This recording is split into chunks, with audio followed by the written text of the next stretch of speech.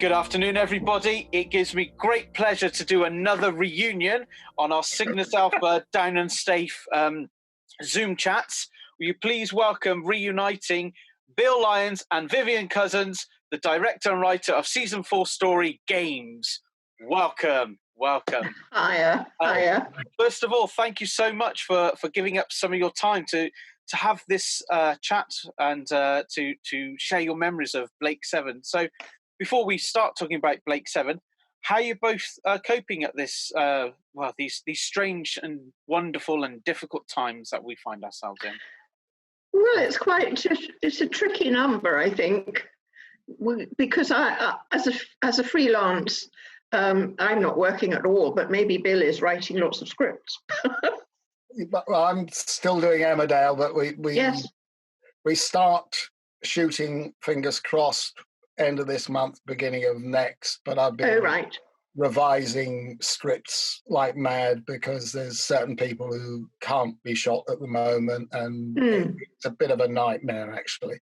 But I'm sure it probably is. It's going all right. It's okay. And the reason I understand these meetings is we now don't go up to Leeds anymore. We do something called Google Hangout, which frightened the life out of me to start with, but turns out to be incredibly boring. It's just like a meeting, except on the telly. Absolutely. So it's a meeting about the script, is it, really? Yeah. Funnily enough, I thought all this technology would be frightening. It's occasionally very boring, but it's just functional, that's all. Right. It is. Well, so are you doing Emmerdale all the time, Bill? I am at the moment. I mean, I must say, in my 70s, I lack the energy I had when I did 3 shows at once. I'm sure it is. Well, I mean, well done for carrying on doing it, and thank you so much for nice things that you've written about me. Oh yeah, well, I had good times working with you, so that was fun. Thank you. Let's take us back. Let's go back to 1981. Gosh. I know. I won't say how old I was in 1981, but just to give you a clue, I was born the 11th of December 1981. So there we go. Oh goodness! Did you enjoy the show? I remember every episode when they went out transmitted on UK Gold in the 1990s. Good. And they're still doing videos of them. Videos, DVDs. So the DVDs were released. There was a re-release a few years ago on a new packaging, but there is a sort of a fan campaign to release them on Blu-ray, to have it all, sort of updated a little bit and but whether the BBC will do that, who knows. I mean, they do that with Doctor Who, because Doctor Who has a huge worldwide fan base, but there is still a worldwide fan base for Blake 7, but not as big as Doctor Who. So how did you both get the gig on Blake 7? Do you remember? Let's start with you, Bill. Well, funnily enough, I think I got it backdoor wise, because basically, Veer Lorimer, who used to work with me as an actor, and he asked me to do an episode as an actor a little while before. And because by then I was writing pretty much full time, I said, Veer, I absolutely can't. I'm writing all the time. And he said, oh, well, why don't you write one? So that was it, really. Well, Veer, I remember as being somebody who was always giving people chances, if you like. Oh, yes. And certainly that was how I got the Blake 7 gig. Yeah. And I'd worked with him on Softly, and another thing with Thora Hird called First. I've forgotten the name of the series, First Woman or something like that. And Z-Cars probably as well. I'm not sure. Yeah, and Dixon he used to do a lot of. Dixon Green, that's right. That is which is certainly before your time, Ian, because it was in the 60s. Well, no. Believe me, I know what Z-Cars is. I know what Dixon and Dot Green is. I've always said that I was born 20 years too late. I mean, I love 60s and 70s television and 80s television. I mean, the 70s and 80s were the golden era of BBC television, especially the drama output. I mean, not just the sci-fi, but drama, like things like the Play for Today, the Sunday night drama serial, all those things. I mean, oh gosh, they still stand up today. I think so. When I want to annoy people. Claudius, for example, is fantastic. Oh, yeah. Wonderful. Yeah. Absolutely wonderful. But when I want to annoy people, I always say to them, because I started on Z Cars, I started at the top and I've worked my way down. And it's amazing the reaction you get from people when you say that. Well, it's interesting because I think, Bill, and I'm sure people who are watching this video will be going, "Oh my God, Ian, you're absolutely wrong." But am I right in thinking that you could possibly be the only person who was an actor on Z Cars and a writer for Z Cars? Yeah, I think so. I don't know of anybody else, but I did lots of both at that time. Yeah. It was all live, of course. It was live when I did it. It was live when I first did it. All right, because I think it also became recorded a bit later than that. Yeah, my first step on Z Cars was not as a writer, but as an actor in 1964.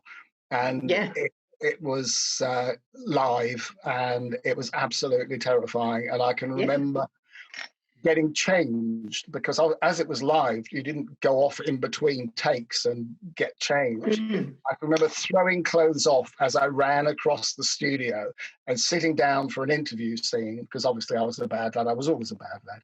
And I thought, God, I've got an interview in the police station and my trousers are undone. Please don't go down in this interview. Unfortunately, when it went out, because they used to do a repeat of it as well, it was quite decent. But that was all I could think of when I was playing the scene was, please don't show me trousers because they're not done up.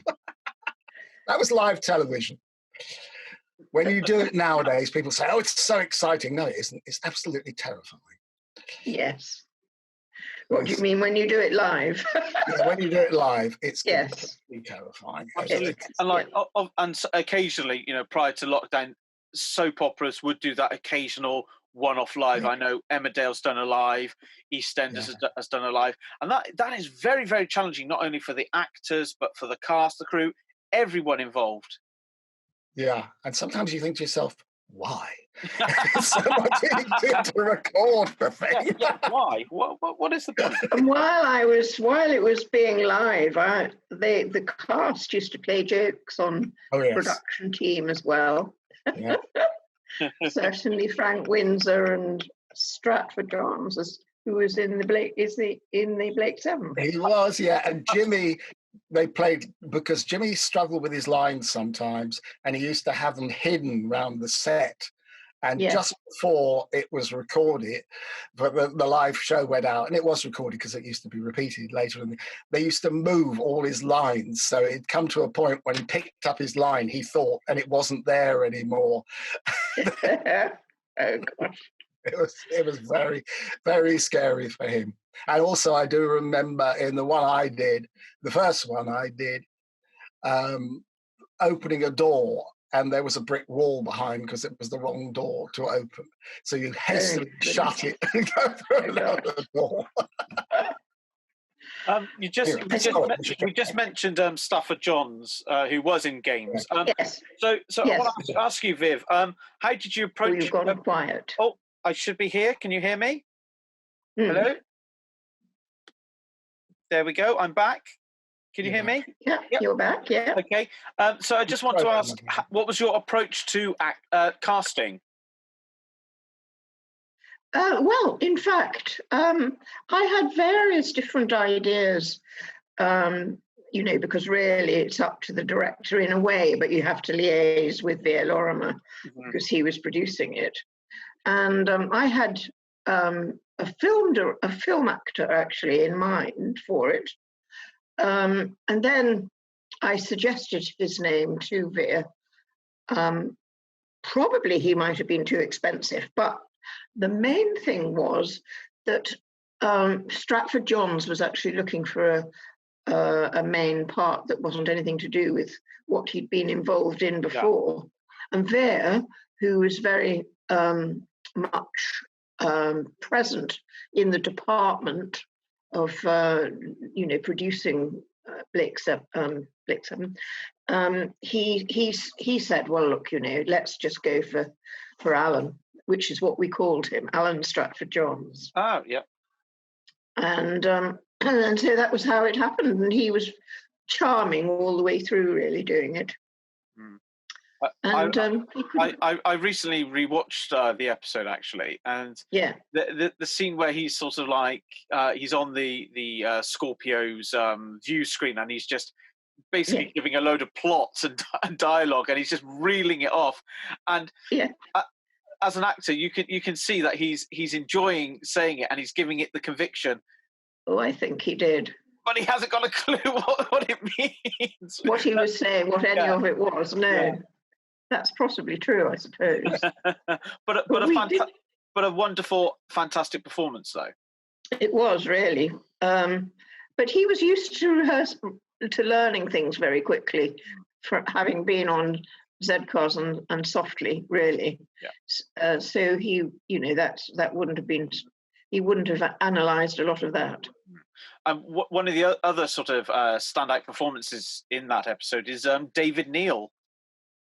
Oh yes, indeed. Yeah, he was tremendous, actually.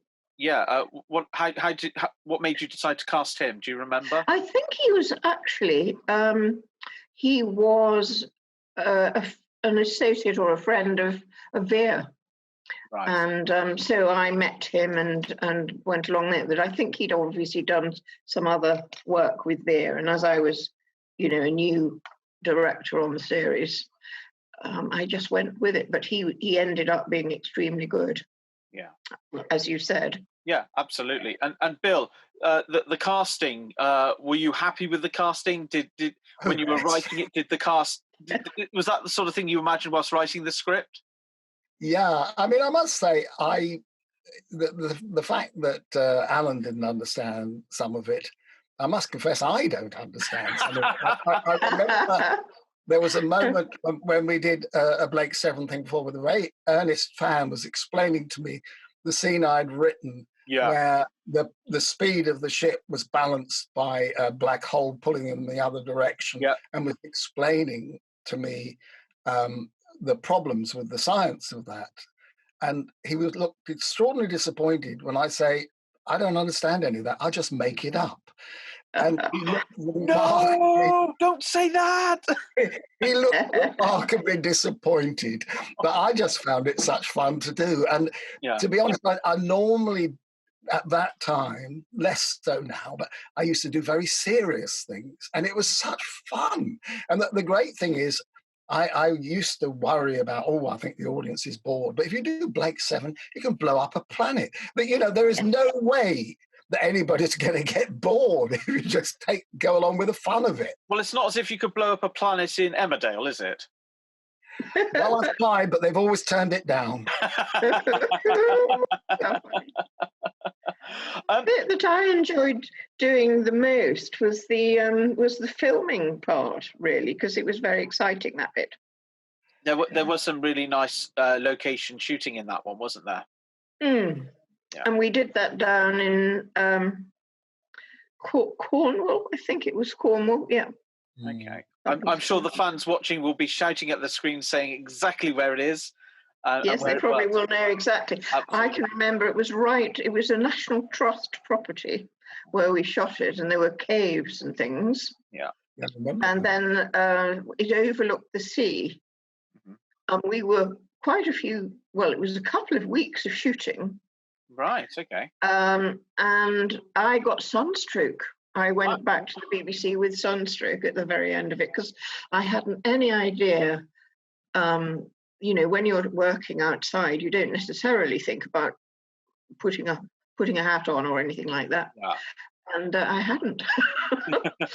So anyway, there were caves there, and there were various explosions that we had to do with stunt people, and that was exciting for me to sort of, be directing that. Yeah. And then there were other sections which were to do with people being dressed up as monks. And then Josette Simon was in that as well. And also, various other people were involved in quite big performances, actually. Yeah, absolutely. And other sort of guest actors who appeared or didn't appear in this case was Rosalind Bailey, who provided the voice of Gambit. Oh, yes. And it's a fantastic voice, wonderful. And she's somebody who I've tried to get to various Blake 7 events over the years, but sadly isn't available to attend when they're on. But how did you come to cast her? Well, I wouldn't have cast her. She was already there. Oh, right. In other voiceover things. Okay. When we were recording any scenes, she gave her voice there and then, Yeah. So, it was not. I don't think she was just voiceover, wasn't she? Yeah, she was just voiceover. Yeah, she was the voice of Gambit. Yeah, the computer. I want to ask you, Bill. One of the things that I liked in all of the games is that concept or idea of you going up against yourself with a gun, and then the computer shooting the real version of you. I mean, that's such an amazing original idea for that time. But as technology is progressing now, and look what we can do with technology, who knows? That might one day happen. How did you come up? How did you come up with that idea? I don't know. I mean, I just had fun with the whole thing. The thing, oddly, the beginning of the whole idea for games was from an idea I'd had, which was a bit too way out for the play I wanted to write at the time, which was kind of about somebody who found it hard to have a relationship with anybody, so really ended up having a relationship with a version of themselves, which was a computer, which at the time was a bit way out for what I was doing at the BBC. Yeah. But when I talked through with Veer, he said, "Oh, that'd be a great idea for an episode of Blake 7." So it kind of started from there. It was allegedly, as you say, it ended up being a fun idea. Yeah. But at the start, it was kind of serious. If that makes any sense to you. Yeah, no, absolutely. And I like I said, as technology is progressing and we have these sort of virtual reality games and things like that, hey, who knows? Could have done it now. I don't know. Absolutely. I want to ask you, Bill. It was only the one script you ever did. Obviously, the series stopped at the 4th season. Had it continued, would have you liked to have written some more? I loved the show, funnily enough. It's an odd thing because it's so different from anything else I've done. Yeah. And I had such fun on it. And occasionally I can be serious and a bit dour. So it was great to do Blake 7 because it was fun from beginning to end, which I know some people don't feel work should be like that, but it was huge fun. It was just such lovely fun to do. Thanks. So I don't know whether you were, when you worked with Veer and you showed him the script and things, well, just to say this, he used to act out all the roles in the office. And I don't know if he did that with you. Oh, he did. And I think he actually did play Aurak. Did he not? No. I think he did. Well, at some point, I think he did. He may not officially have done, Ian, but I think you'll find there are moments when Veer Lorimer does the voice of Aurak. Really? Yes, I think that's possibly true. Yeah. Well, I know it's true. He may not be credited with it, but there are moments in the series when Veer has done that voice. Oh, right. Oh, take my word for it. But I couldn't get over the fact he was always falling down in the office and things like that, doing the actual falls and everything. Oh, yeah. And he was very much an old-fashioned gentleman. Whenever you worked with Veer, he would send you a handwritten thank you letter. Oh. Yes, it was marvellous.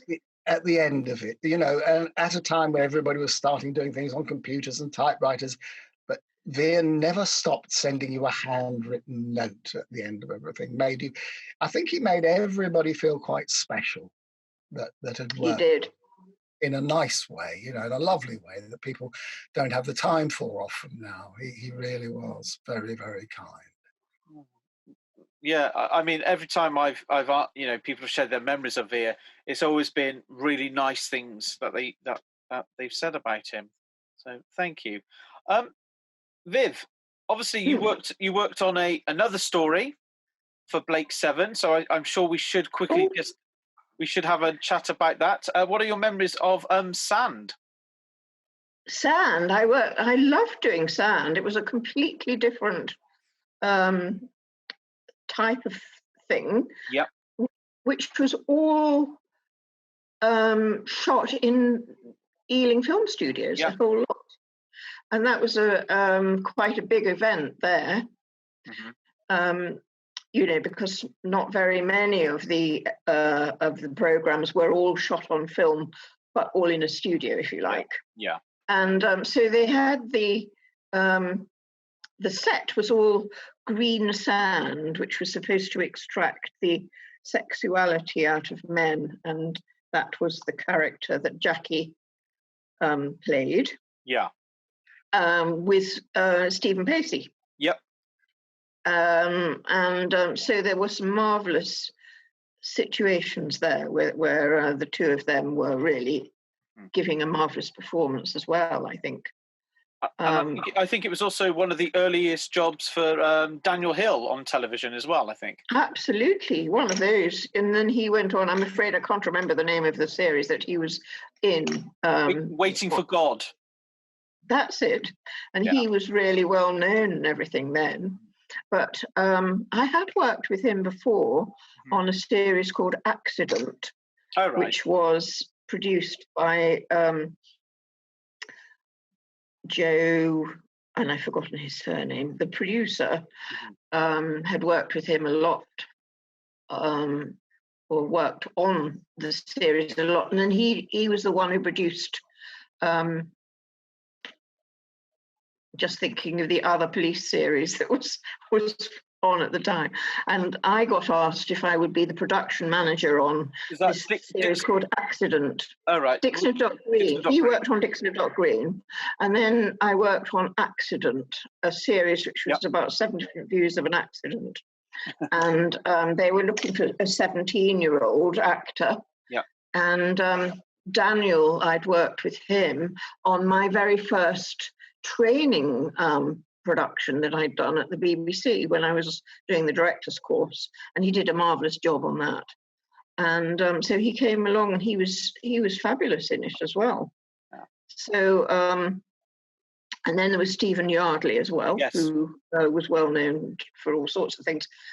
I haven't heard from him recently, but I think he moved to France eventually. He does. He lives in France, and there was also Peter Craze was in that story as well, wasn't he? Oh yes, that's right. And he, in fact, gave me lots of work to do at a school where he was the head of drama studio. Yep. And he's not there now, obviously, sadly. But he had a completely different role then. but it kind of led on to different work for me, teaching. Yeah. So I think you need to have lots of different avenues open when you're a director, because you just never know where it's all going to develop. Absolutely. I want to ask you both about what was it like being working at BBC Television Centre in the late 70s and early 80s. I mean, it's always had that reputation of being, this, you could come out of one office, go down the corridor, see somebody and like, oh, what are you working on at the moment? Oh, it would have been like that all the time because so much work was happening. Mm-hmm. With writers, I don't know, because obviously they'd come in and have an interview and then they'd go off and write the scripts. Yeah. But it was exactly like that. You'd meet somebody and it was all divided up into plays, drama, series, and then serials. So this was obviously drama series we were doing. And it was a very exciting time, to be honest. There were so many different productions that one would work on, and then it would have an ongoing situation. All the people knew, all the staff. There were so many staff. That was the main thing. That were all training up to be, all different jobs. Yeah. And there were so many people developing stuff. That was the main thing. That was what was so exciting about it. And as far as I'm concerned, I hadn't worked on anything sci-fi. So when I was asked to do Blake 7, I was terribly excited. I wasn't allowed to do Doctor Who, unfortunately, because John Nathan Turner? Yep, that's right. He was the producer, yep. That's right. He didn't want anyone that had worked on Blake 7 to do Doctor Who, and particularly not if they were a woman. Interesting. Yeah, wow. they did. Okay. That wouldn't have been allowed these, nowadays. I don't think. No, maybe it does still go on like that, but no. No. So that was why I didn't do any Doctor Who. I'd have loved to have done it. Yeah.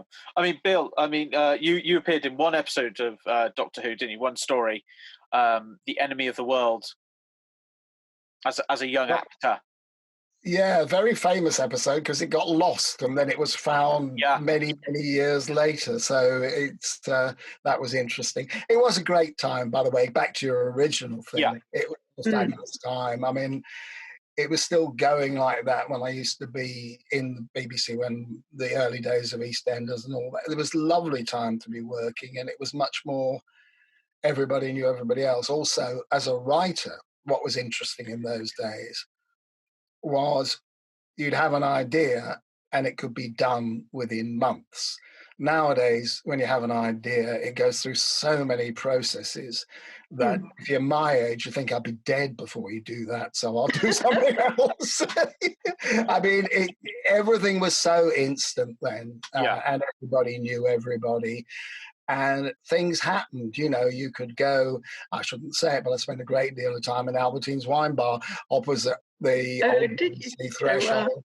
And it's still there. I know it's still there, but I drink less these days. But you would be chatting to people and ideas would come up there and they get done. I mean, I remember an editor who shall be nameless saying to me of one thing that came up like that, which happened to be Triangle, actually. I've got this boat and I don't know what to do with it. Bill, you can write as many episodes as you want if you can think of something. Triangle, that was the one set going across the ferry, wasn't it? Yes, Wanda Ventham lying about in bikinis is about all anybody ever remembers about Triangle, I think. But anyway, I never did it, so I will never know what happened. You didn't do it? Oh, right. So did I work with you on other series? I think so. Remind me which it was. Oh, would it have been EastEnders or EastEnders? Emmerdale, do you think? Yeah, certainly Emmerdale. EastEnders, if it was the first 4 years, you probably would have done, because I wrote more than anybody else in the first 4 years. So, right. So, and then I left the same time as Tony Holland and Julia Smith, who created it, because they were the ones. Oh, yes. Well, Julia was quite a difficult lady to deal with, as far as I what can I say? I worked with Julia from the 60s through to when she died. Did you really? Oh, gosh. So, yes, she could be difficult. But I mean, I first worked with her on Z-Cars, oddly. And she interviewed me for an acting part. And I said, have you ever done any Z-Cars? And I pulled myself up to my full height and I said, do you mean acting or writing? I've acted in a dozen and I've written rather more. And she said, oh gosh, I didn't mean to offend you, she said. So she gave me a part, and actually from then on we got on quite well. Oh gosh. So I was interested to know whether or not had you done Emmerdale Farm before it became Emmerdale? I had indeed. I did Emmerdale Farm back in 80 something or other. So I might have well worked with you on Emmerdale Farm, possibly, because I did direct quite a bit of it. Quite likely, yeah. I did Emmerdale Farm in early 80s. I did Emmerdale Farm. Yeah, and then I remember spending 2 whole weeks up in up in the mountains there, or whatever it's called, outside of Dales, yes. the Dales, waiting for lambs to be born. I got paid for 2 whole weeks waiting for the lambs, so that I could intersperse shots of lambs being born during the program. we always used to get asked to do one of the kids feeding a poddy lamb, which is ones that the mother's not taken, feeding them with a bottle, because apparently the audience used to love that. So you'd find some contrivance of putting a kid feeding a poddy lamb from a bottle. I can remember that. Oh gosh. Do that these days. It's to be a bit more sensational. Sorry. No, that's fine. Viv, what are your memories of working on Grange Hill? You did 2 years. Oh, well, Grange Hill was a very exciting show. Most shows that I do are exciting. I'd like to think of that. But Grange Hill was, you only had half the time because the children were allowed to work only for half the day. Yeah. So in a sense, with all the children there, you had to work twice as quickly. Mm-hmm. And you had to take into account not only their behavior, how they dealt with, they used to have chaperones and people like that, but then tutors as well, who used to teach them in the afternoons. So it was quite an enormous operation. Mm-hmm. And but I thoroughly enjoyed doing it. I moved through several series of that. I think it was about 2 or 3 years I was doing it. I think you did 2 years. You did 1992 and 1994. Yeah, and there was a producer called Albert Barber, and then another lady producer who was doing it. Yeah. And she'd worked a lot in children's as it was. Years and years later, people remember what they looked like in Grange Hill. Yeah, you see them in different programs, and then people who were in it, they got quite embarrassed to be remembered. I don't know why that would be, because some of them gave incredible performances, those children. I remember Grange Hill from the 90s very, very much, and you know, some of the performances during that time, and also before then, you know, it was a great time. I mean, Grange Hill has a fantastic place in many people's hearts and memories. I mean, you've got in the 80s the Just Say No campaign and various things like that. But you know, it's always nice to remember programs from your childhood. Well, I think they should have something more like it now. I don't know why they haven't really, but there isn't anything that's quite as. No, there isn't. I mean, the children's television output, children's drama has totally changed. I mean, Bill, maybe you can comment on that as a writer. Do you think that there is less sort of like stuff for sort of like drama aimed at children or teenagers? There is. I mean, hearing Viv, I mean, I start from the position that I was a child actor, so I know what it's like to have had chaperones and all that sort of stuff from the other side of it. And I was a little monster, so I wouldn't envy anybody who had to work with me at that point. But no, it was much better. I mean, I both acted in Adventure Weekly when it was on, and things of that nature that used to. We made more stuff actually for kids. We buy in so much stuff now. And for me, it may be getting old, but a lot of what we do seems very low grade compared with something like Grange Hill, which went on for a long time. I mean, I work with Phil a lot, and I think Phil's a caring sort of guy, really. He could be quite difficult, but probably still can. But he did do some great stuff, really.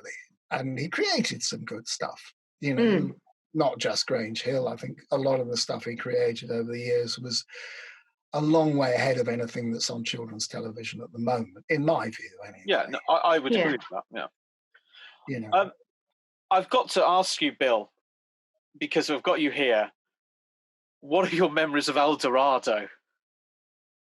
Oh, goodness. I shouldn't laugh, really. Oh, God. What are my memories of El Dorado? Many and varied. I was interviewed by somebody on it the other week, and they were horrified when I said all the things that went on. I mean, it was an interesting experience, put it that way. For me, it was great because I was very well paid, because I turned it down 3 times and they kept coming back. And I said to my agent, can you tell them it's because I don't want to do it? It's nothing to do with the money. He said, no, just see what happens.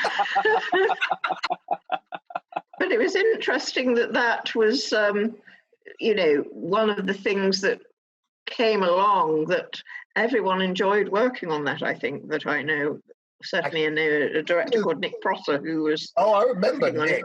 I mean, Nick was fairly wild when he was in Spain compared to when he was in England, so that may have been why he enjoyed it. I mean, who knows? I mean, I will tell you one thing, Ian, which sums up El Dorado for me, and I did love it, and we had a great time, and I took the kids over, and everything was fun.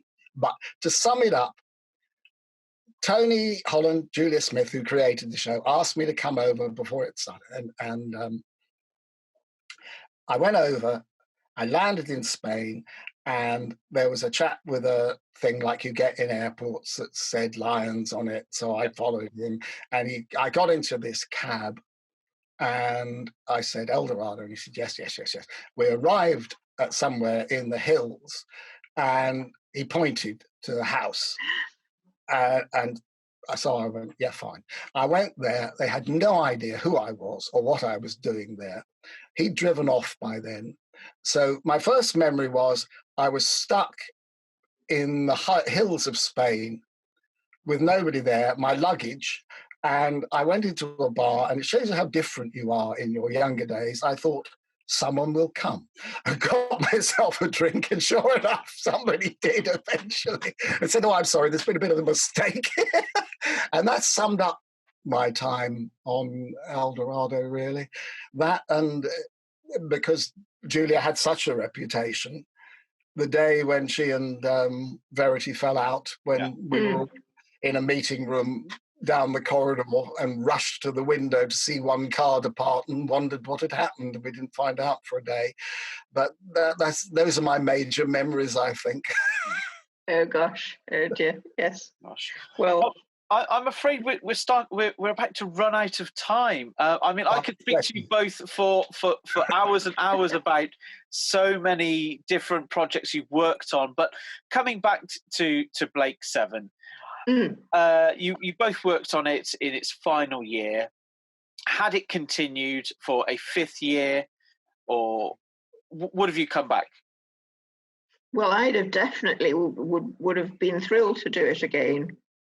I think it had such a potential to carry on.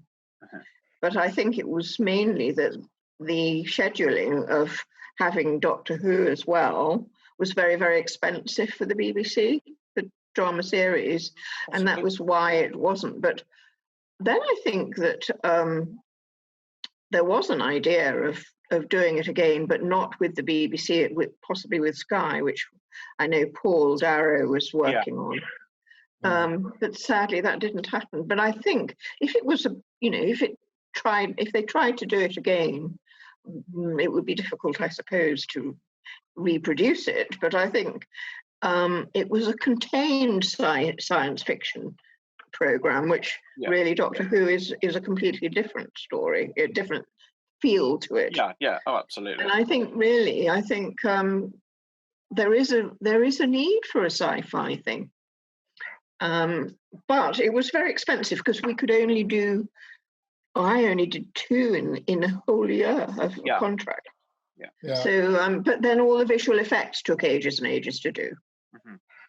I would love to see it come back. To be honest, I think it's very different from Doctor Who because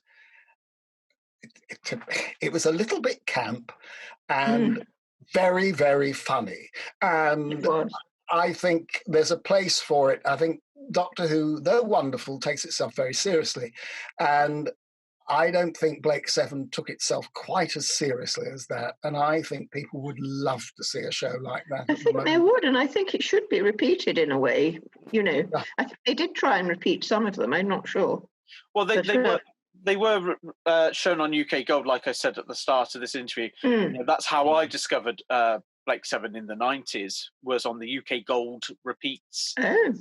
So, yeah. But I think that it possibly could be repeated again at the moment, because when you think there are so many fans that that do carry on enjoying it, and more would join it again. Indeed. I think so. Indeed. I'm sure they would. Well, I just want to say thank you so much for your time. But before we go, I'm asking people who are watching these videos over the Bank Holiday Monday to give a donation to a charity. So I'd like you both to nominate a charity where people can send a small donation for watching this video. So Viv, if you'd like to nominate a charity first. Oh gosh, well mine would be the Alzheimer's Society. Okay, I will put a link. I will put a link up to the Alzheimer's Society. Thank you very much. And Bill. Oddly, I would like it to be the Royal Lifeboat Association, because they do such good work and people always forget about them, but people risk their lives every day of the year. Again, a link will go up at the bottom of this video.